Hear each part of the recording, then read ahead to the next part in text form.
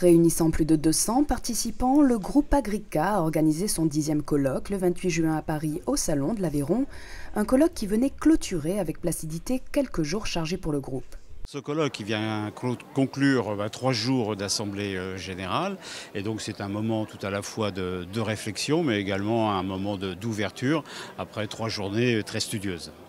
À chaque édition, les colloques d'Agrica abordent des problématiques qui mènent au questionnement et à la réflexion.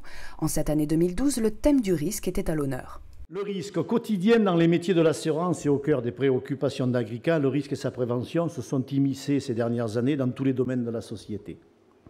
Toutefois, la prise en compte systématique et parfois exagérée de la notion de risque nous interpelle.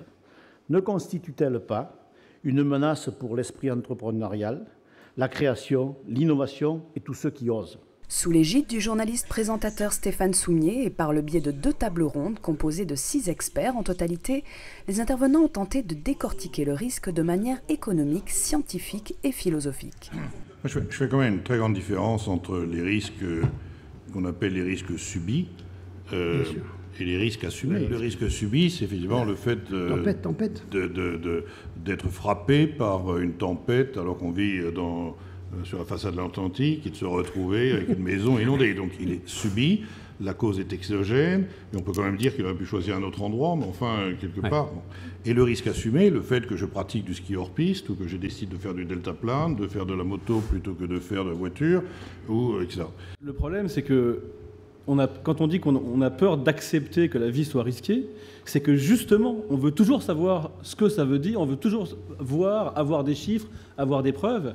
Et ce qu'il faut accepter dans l'existence, c'est justement qu'on ne saura pas tout. Et notamment, on ne saura pas aussi tout ce que veut dire une politique, par exemple. Quand même, la question, c'est qu'évidemment, il faut quand même mesurer les risques. Parce qu'on pourrait en tirer des conclusions bizarres de tout ce que vous avez dit. Or, le risque doit se mesurer. Et moi, ce qui m'intéresse philosophiquement, c'est d'essayer d'avoir une approche, alors désolé pour l'heure de cette approche, une approche nietzschéenne au fond, parce que vous savez, Nietzsche voulait toujours savoir ce qu'il y avait derrière ce qu'il faut faire. Derrière la volonté de savoir, par exemple. Et là, on pourrait se demander ce qu'il y a derrière le souci de mesurer les risques, sur lequel, je crois, on est tous d'accord. Il faut les mesurer. Après 2 heures de débat et de partage, la question brûle encore toutes les lèvres. Finalement, à trop prévenir les risques, l'avenir est-il assuré? Ben non, parce que le refus de prendre des risques peut être beaucoup plus dangereux que la prise de risque assumée. Et donc une société qui refuse les périls en général est une société qui sape son avenir et qui se met la tête dans le sable comme une autruche. C'est une question totalement personnelle et un problème d'équilibre entre tout à la fois la nécessité de prendre des risques, mais aussi la nécessité de prendre ces risques dans un environnement qui est relativement contrôlé et assuré.